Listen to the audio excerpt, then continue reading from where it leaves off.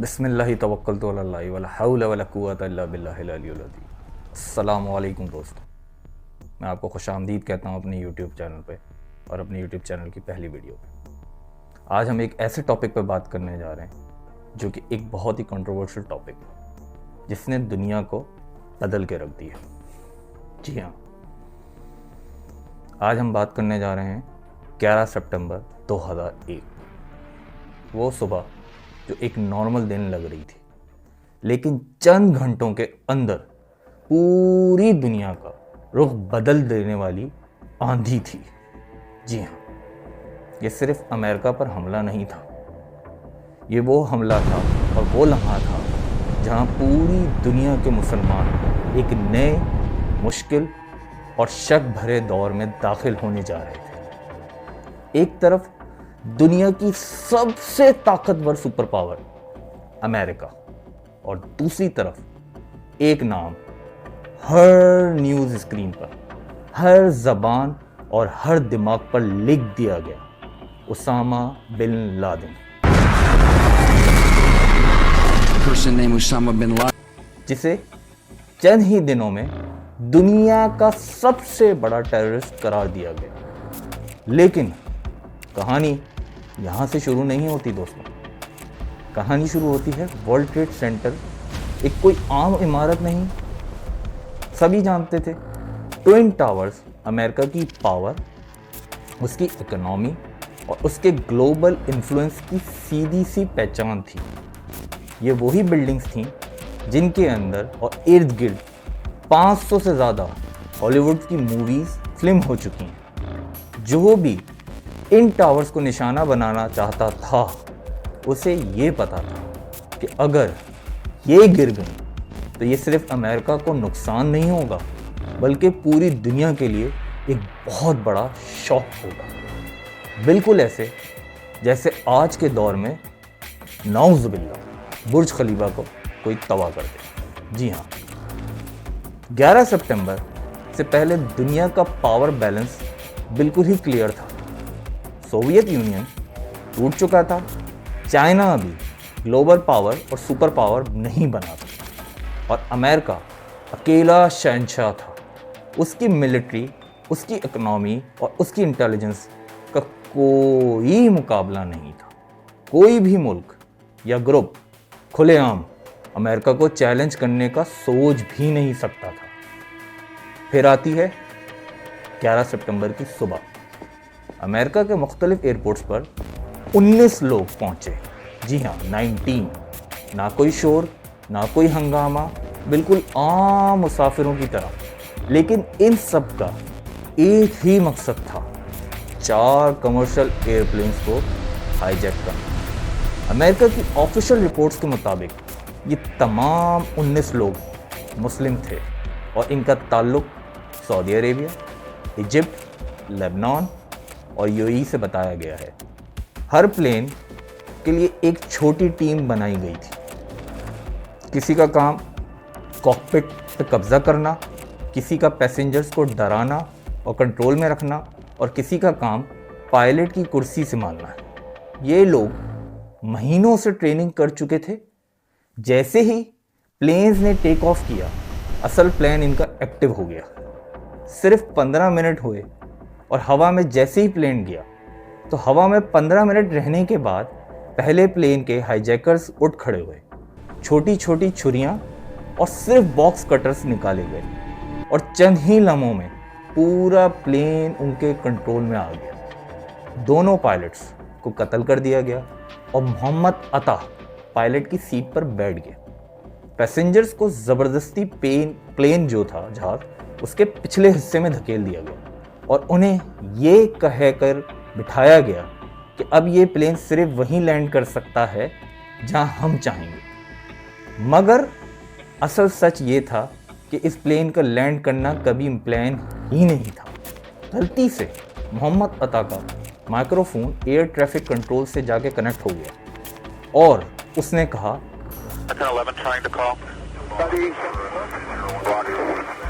We have some planes. Just stay quiet and you'll be okay. We're returning to the airport. And who's trying to call me here? American 11, are you trying to call? Nobody move. Everything will be okay. If you try to make any move, you'll injure yourself and the airplane. Just stay quiet. सब लोग पुरसकून रहें, हम airport की तरफ जा रहे हैं। इस एक जुमले ने न्यूयॉर्क के ट्रैफिक कंट्रोल सिस्टम को कंफ्यूज करके रख दिया।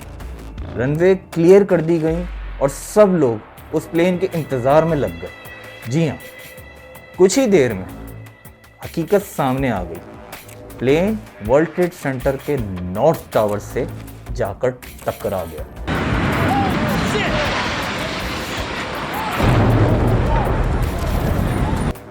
इस वक्त मीडिया, अथॉरिटीज दोनों इसे एक बड़ा एक्सीडेंट समझ रहे थे। न्यूज़ चैनल लाइव विजुअल्स दिखा रहे थे। जी हाँ, वो विजुअल्स ये थे कि जैसे कोई जहाज़ आके कोई एक्सीडेंट में जहाज़ बिल्डिंग के अंदर टकरा गया हो। और अमेरिकी president George W Bush Florida में एक स्कूल विजिट पर मौजूद थे। जब उन्हें खामोशी से बताया गया, उनका पहला रिएक्शन यही था कि शायद कोई तकनीकी गलती हुई हो, टेक्निकल मिस्टेक।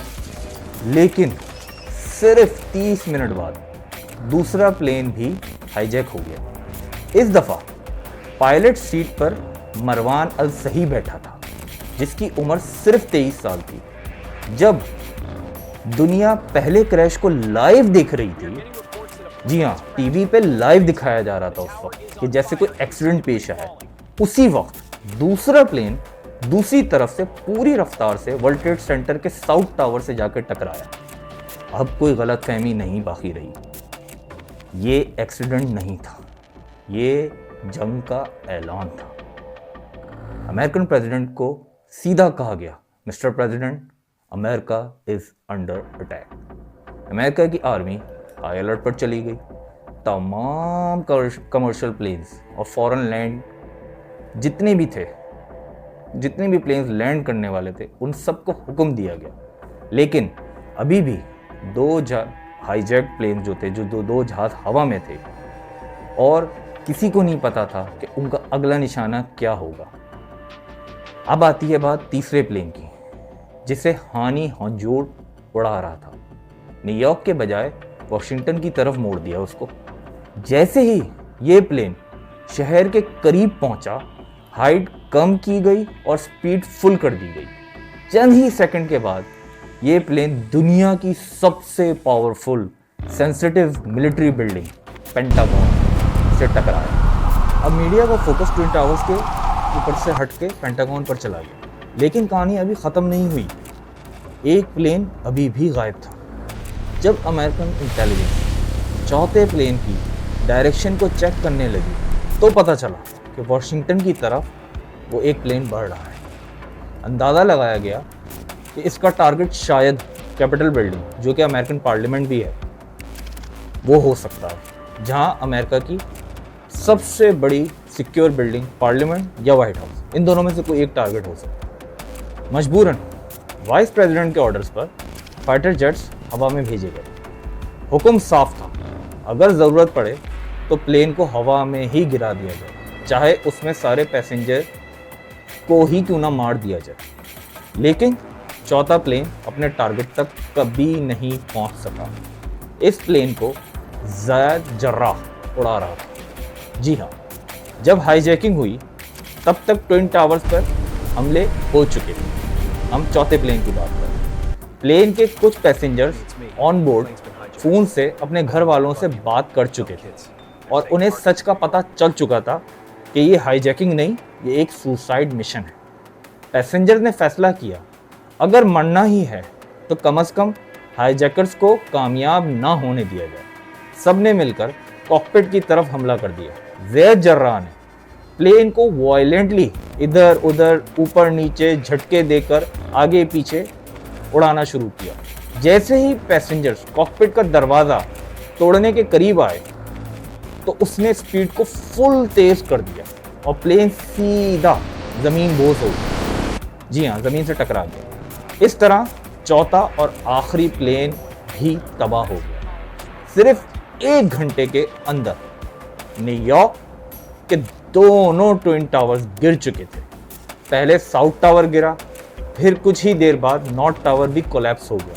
हज़ारों लोग इमारतों के अंदर ही दब गए और कई लोग आग से बचने के लिए ऊपर से ही कूदने पर मजबूर हो गए। इन चारों हमले में तकरीबन 3000 लोग अपनी जान से हाथ धो बैठे। लेकिन असल नुकसान ये था कि ये सिर्फ एक अटैक नहीं था, ये पूरी सदी का एक टर्निंग पॉइंट भी साबित हुआ था। चंद ही दिन बाद अमेरिका ने इल्ज़ाम सीधा अल-कायदा और उसामा बिन लादेन पर डाल दिया। अमेरिका ने कहा कि उसामा बिन लादेन को अमेरिका के हवाले किया जाए। तालिबान का जवाब था कि बिना सबूत के हम अपने मेहमान को उनके हवाले नहीं करेंगे। अमेरिका ने ये बात तस्लीम नहीं की और एक ही महीने के अंदर अफगानिस्तान पर हमला कर दिया। On my orders, the United States military has begun strikes against Al-Qaeda terrorist training camps and military installations of the Taliban regime in Afghanistan. इस जंग को नाम दिया गया war on terror. American president George W Bush ने इसे crusade तक कह दिया। तालिबान गवर्नमेंट गिरा दी गई। अफगानिस्तान में एक नई गवर्नमेंट जो कि पपेट डमी गवर्नमेंट बनाई गई। लेकिन अफगानिस्तान की आवाम थी, उन्होंने कभी बाहर से आई हुकूमत को दिल से कबूल नहीं किया। उसके बाद इराक पर हमला हुआ, जहां बाद में खुद अमेरिकन ने ही माना कि वेपन्स ऑफ मास डिस्ट्रक्शन सिर्फ एक इल्ज़ाम था जो कि झूठा था। ड्रोन्स अटैक, सिविलियन डेथ और रिवेंज कल्चर ने तालिबान को कमज़ोर करने के बजाय और ज़्यादा ताकतवर बनाया। 2004 में उसामा बिन लादेन की एक वीडियो सामने आई जिसमें उसने 9/11 की जिम्मेदारी कबूल की। आखिर 2 मई 2001 को अमेरिका ने पाकिस्तान के शहर एबटाबाद में एक सीक्रेट ऑपरेशन किया और उसके ज़रिए उसामा बिन लादेन को मार दिया गया। जी हाँ, ऑपरेशन उस रात इतना सीवियर, इतना क्रिटिकल था उनके लिए, जिसके अंदर उनका एक हेलीकॉप्टर भी नुकसान उठाना पड़ा। वो बहुत सारी एक लंबी स्टोरीज है, उसके ऊपर फिर हम डिस्कस करेंगे। उसकी लाश समंदर में फेंकी गई। ऑपरेशन पर सवाल भी उठते हैं, लेकिन अल-कायदा और तालिबान उसकी मौत तस्लीम कर चुकी थी। इसके बाद अमेरिका फिर भी 10 साल तक अफगानिस्तान में बैठा रहा। वजह सिर्फ टेररिज्म नहीं थी दोस्तों, बल्कि चाइना का राइज और अफगानिस्तान के कीमती अंडरग्राउंड रिसोर्सेज इस गेम का हिस्सा थे। आखिर 20 साल बाद अमेरिका अफगानिस्तान से निकल तो गया और तालिबान बगैर किसी बड़ी लड़ाई या किसी खून खराबे के दोबारा काबुल में दाखिल भी हो गए और काबुल पे अपनी हुकूमत कायम भी कर ली। इस पूरी वॉर ऑन टेरर में सिर्फ अमेरिका या अफगानिस्तान नहीं, बल्कि पूरी दुनिया ने कीमती जानों से नुकसान उठाया और जानें गंवाई। तकरीबन 4.6 मिलियन लोग मारे गए, 40 मिलियन से ज़्यादा लोग रेफ्यूजीज बने और अमेरिका ने $8 ट्रिलियन से ज़्यादा खर्च कर दिए। इस जंग का फ़ायदा सिर्फ वेपन्स बनाने वाली कंपनीज ही को हुआ मेरे हिसाब से। तो बाकी दुनिया का हिस्से में सिर्फ लाशें, बर्बादी और ना ख़त्म होने वाली नफरत आई। 9/11 सिर्फ एक तारीख नहीं है, ये वो दिन था जिसने पूरी दुनिया का फ्यूचर हमेशा के लिए बदल के रख दिया और मुसलमानों को वाकईतन इस्लामोफोबिया का शिकार बनाया। अगर आपको ये मेरी वीडियो पसंद आई हो तो लाइक करें, सब्सक्राइब करें और कमेंट में मुझे बताएं कि नेक्स्ट वीडियो किस टॉपिक पे बनाई जाए। Thank you very much. Pakistan पाइंदाबाद, पाकिस्तान जिंदाबाद।